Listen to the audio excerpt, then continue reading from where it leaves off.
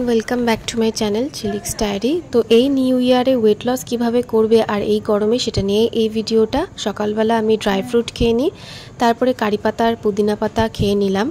এখন গরমকাল তো নতুন করে কচি পাতা গজাচ্ছে, যেটা শীতকালে বন্ধ ছিল, তো আবার কারি পাতা খাওয়া স্টার্ট করেছি আর পুদিনা পাতা। আর এই জিনিসটা আমি অনলাইন অর্ডার করেছি, আসলে আমি করিনি, আমার হাজবেন্ডের জন্য এটা করা হয়েছিল, কারণ ওর এসব এক্সারসাইজের দিকে খুব একটা মন নেই, তো ইজি প্রসেসে কিভাবে এক্সারসাইজ করানো যায় তার জন্য। কিন্তু শেষ পর্যন্ত ও আর ইউজ করে না, তো ভাবলাম আমি এটা ইউজ করে আপনাদের দেখিয়ে দিই। চাইলে আপনারা এই মেশিনটা অনলাইনে ফ্লিপকার্ট থেকে অর্ডার দেওয়া হয়েছিল, কিনতে পারেন ইজি ঘরে বসে পাখার তলায়, যেহেতু গরমকাল এসির তলায় বা পাখার তলায় ইজি বসে ঘরে যে কোনো সময় একটা টাইম বের করে এই এক্সারসাইজটা করা যেতে পারে। ইজি ওয়েট লস হয়ে যায়, এটা পেটের চর্বি কমাবে, হাতের মাসল কমাবে, থাই টোন করবে, সব একসাথে করবে। কিন্তু এটা অনেকবার অনেকক্ষণ ধরে করতে হবে, মিনিমাম 200 টাইমস তো করতেই হবে, তারপরে ইনক্রিজ করে ওটা 500 করলে ভালো হয়। এক্সারসাইজ করার পরে এখন প্রচণ্ড ঘাম হচ্ছে, তো সেই জামা কাপড় আর রাখাই যায় না, তো ওয়াশিং মেশিনে দিয়ে দিলাম। এবার চট করে স্নান সেরে ফেললাম, আর স্নানের পরেই আমি স্কিন কেয়ারটা করতে বসে যাই। ড্যাম্প স্কিনে যত স্কিন কেয়ার করা যায় তত বেশি ভালো স্কিন কেয়ারের প্রোডাক্টগুলো পেনিট্রেট হয়। তো প্রথমে রোজ ওয়াটার দিয়ে দিলাম, যেটা স্কিনের পিএইচ ব্যালেন্সকে ঠিকঠাক করে।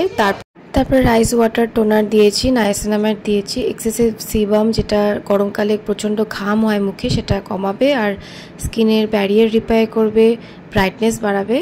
আন্ডারআর্ম রোল অন দিয়ে নিলাম। তো মোটামুটি মর্নিং স্কিন কেয়ারটা করে ফেললাম সামারে। এটা নিয়ে একটা লং ভ্লগ অলরেডি চ্যানেলে আপলোড আছে, চাইলে ওটা চেক আউট করতে পারেন, ওখানে আরও ডিটেলসে বলা আছে যে summer self care, skin care, morning skin care আমি কিভাবে করি আর কি ইউজ করি কি না করি, তো সেটা চেক আউট করতে পারেন। তো মুভিং অন, তো এবার চুলটা ভালো করে একটুখানি ঝেড়ে নিচ্ছি, শুকিয়ে নিচ্ছি।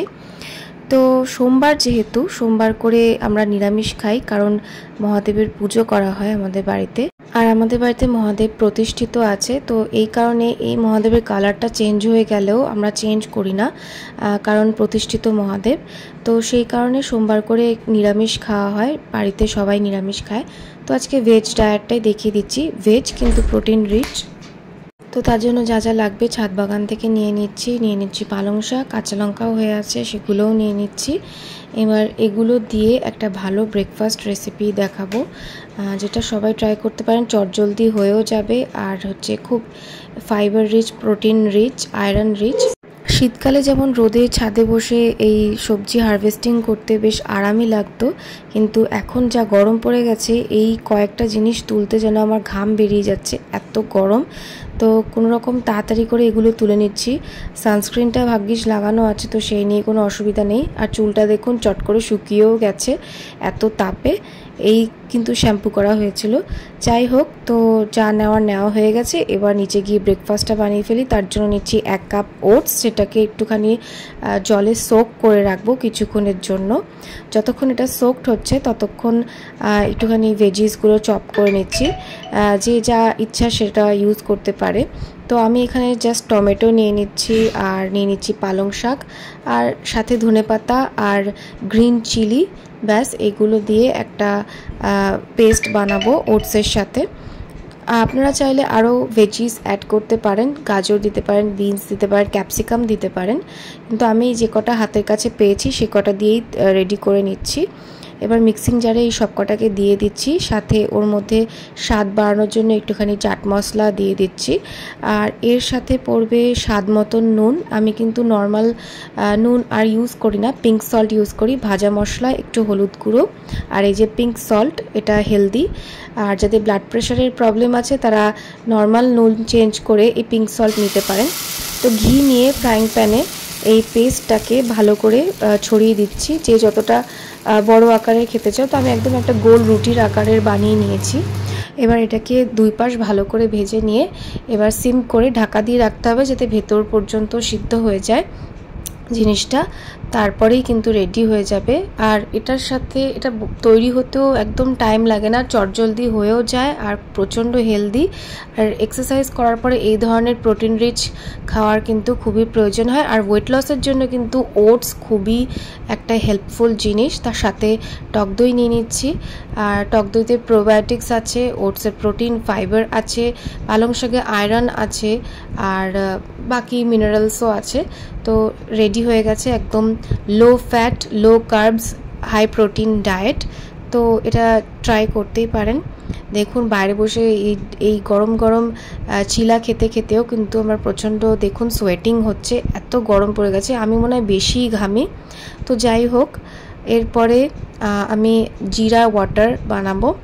জিরে কিন্তু এই যে দেখবেন অনেকের সারাদিন ঠিক আছে, খাওয়া দাওয়া করার পরে পেটটা অনেকটা ফুলে থাকে, তো সেই প্রবলেমটা মানে ব্লোটিং হয়ে যায়, তখন একটা অদ্ভুত একটা ফিল হয়। তো সেই প্রবলেমটা যাতে না হয় তার জন্য এই জিরা ওয়াটার তৈরি করে নিচ্ছি, ফুটতে দিয়েছি আর ঠান্ডা হতে দিয়েছি। তারপরে এই যে লাঞ্চ যেহেতু নিরামিষ, তো এর মধ্যে আছে ইঁচড়, পটল পোস্ত আর ডাল। আর অন্য সময় হলে এখানে একটা মাছ অ্যাড হতো, দ্যাটস ইট। আর ইঁচড়েও কিন্তু প্রচুর আয়রন আছে। এরপরে ওই জিরা ওয়াটারটা যেটা ঠান্ডা হয়ে গেছে সেটা গ্লাসে ছেঁকে নিলাম। লাঞ্চের পরে আধ ঘন্টা পরে জিরা ওয়াটার এরকম খেয়ে নিলে খাওয়া দাওয়ার পরে যে একটা পেট ফুলে থাকার সমস্যা থাকে সেটা আর হবে না। গরমকাল মানেই হচ্ছে প্রচণ্ড ঘাম হবে, আর যত ঘামের সাথে সাথে মিনারেলস বডি থেকে বেরিয়ে যেতে শুরু করবে। তো সেই ঘাটতিটাকে পূরণ করার জন্য সেরকম ওয়াটার আর মিনারেল কন্টেন্ট রিচ ফ্রুটস খেতে হবে। তো তরমুজের থেকে ভালো অপশন কিন্তু নেই, আর তরমুজ সিজনাল ফ্রুট।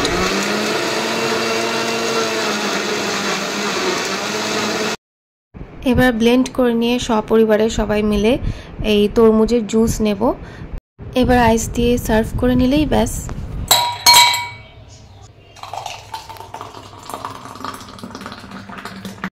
যারা বেশি জল খেতে পছন্দ করে না তারা এইভাবে নিজের বডিকে হাইড্রেট রাখতে পারো। এটা টেস্টিও আর প্রচুর মিনারেলসও আছে, তো একবারেই সব কাজ হয়ে যাবে। আমার পার্সোনালি তরমুজের জুস খেতে খুব ভাল লাগে, তবুও আমি বলবো যে সামার টাইমে মিনিমাম 3 লিটার কিন্তু জল কনজিউম করা সবারই প্রয়োজন। By the way, glowing skin যারা যারা চাইছো তারা কিন্তু একটা সিম্পল স্টেপ করে গ্লোয়িং স্কিন পেতে পারো। জলটা একটু বেশি করে খেলে দেখবেন অ্যাকনের সমস্যাটাও চলে যায়, কারণ সোয়েটিংটা আর ইউরিন যখন বেশি করে পাস হবে তখন যত টক্সিন আছে সেগুলো সব বডি থেকে বেরিয়ে যাবে। তো এটা একটা টিপস দিয়ে দিলাম। আর এইভাবে ডিটক্স ড্রিঙ্ক গরমকালে অবশ্যই খাওয়া দরকার, এটার রেসিপিটা আমি আগের ভিডিওতে শেয়ার করেছি। এবার স্ন্যাক্স হিসাবে আমি বিকেলবেলা এই ফ্রুট স্যালাড খেয়ে নিয়েছি, তারপরে সন্ধ্যা দেওয়া হয়েছে। আর স্ন্যাক্স হিসেবে অনেকে ভাজাভুজি এগুলো খায়, কিন্তু আমি সেটাকে চেঞ্জ করে ফ্রুট স্যালাড নিয়েছি। আর যে ফ্রুটসগুলো দেখালাম সেগুলো সবই খুবই আয়রন, মিনারেল, ভিটামিন রিচ, যেটা খুবই প্রয়োজন এই গরমকালে। আর সন্ধ্যাবেলা আমাদের ফ্যামিলি সবাই মিলে চা খেতে বসি, তো আমি গ্রিন টি খাই। তো এই যে বাদামের মোরিঙ্গা গ্রিন টি, তুলসী গ্রিন টি, এটা আমি কনজিউম করি। এটার লিঙ্ক আমি ডেসক্রিপশন বক্সে দিয়ে দেব। এবার ডিনারের প্রিপারেশনটা দেখিয়ে দিই। তো ডিনারের জন্য নিয়ে নিচ্ছি ক্যাপসিকাম। আপনারা চাইলে অন্য আরও ভেজিস ইউজ করতে পারেন। তো এখন তো শীত প্রায় যায় যায় অবস্থা, তো এই ক্যাপসিকামটা আর কিছুদিন পরে আর পাওয়া যাবে না। তো সিজনাল সবজি কিন্তু ইউজ করাটা খুবই দরকার। এই যে ডিনার রেসিপিটা দেখাচ্ছি এটাও প্রোটিন রিচ, আর যারা ভেজিটেবল এমনি খেতে পছন্দ করো না তারা এইভাবে ট্রাই করতে পারো, যেভাবে চিলা রেসিপিটা মানে ব্রেকফাস্ট রেসিপিটা দেখালাম, আর এইভাবে তাহলে দেখবেন ভেজিটেবলসও খাওয়া হবে আর সেটা টেস্টিও লাগবে, মানে পছন্দ করেই খাওয়া যাবে। ক্যাপসিকামে আছে প্রচুর পরিমাণে ভিটামিন সি, আর ক্যারেটে আছে প্রচুর পরিমাণে ভিটামিন এ, যেটা আপনাদের চোখের হেলথ আর স্কিনের হেলথ দুটোই দেখে।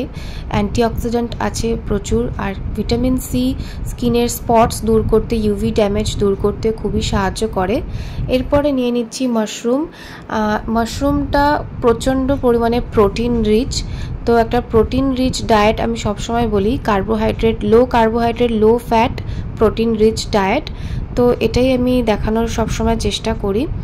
অনেকে বলো কি মাখতে হবে গ্লো পাওয়ার জন্য, আমি আগে বলবো আগে ডায়েট ঠিক করো, তাহলে তারপরেই কিন্তু প্রোডাক্টস ইউজ করলে সেটা কাজ হবে।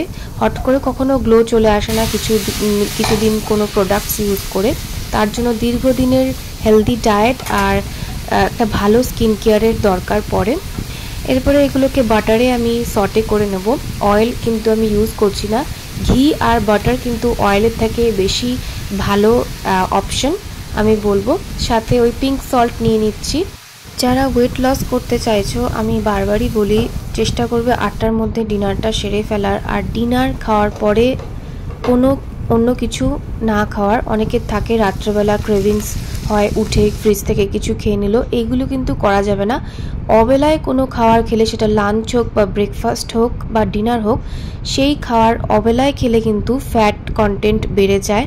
তখনই কিন্তু চেহারা ফুলে যাওয়ার সমস্যা থাকে, গ্যাসের সমস্যা হয়, তার জন্য বেলি ব্লটিংয়ের সমস্যা থাকে। এই ডিনারের সারার পরেও কিন্তু আপনারা ওই জিরা ওয়াটার যেটা আমি সকালে দেখালাম সেটা খেতে পারেন। ব্রেকফাস্ট লাঞ্চ ডিনার 3টের পরে যারা তাড়াতাড়ি ওয়েট লস করতে চাইছো তারা 1 গ্লাস করে জিরা ওয়াটার খেতে পারেন, মানে খাওয়ারের আধ ঘন্টা পরে। তাহলে দেখবেন গ্যাসের সমস্যাটাও থাকবে না আর বেলি ব্লটিংয়ের সমস্যাটাও কিন্তু ধীরে ধীরে চলে যাবে। তো আজকের মতন এখানেই করছি আমি ভিডিওটা এন্ড। যদি ভালো লেগে থাকে চ্যানেলটাকে লাইক করুন, শেয়ার করুন, সাবস্ক্রাইব করুন, বেল আইকনটিকে প্রেস করুন যাতে আমার সব ভিডিও সবার প্রথমে আপনার কাছে পৌঁছায়। Thanks for watching, by.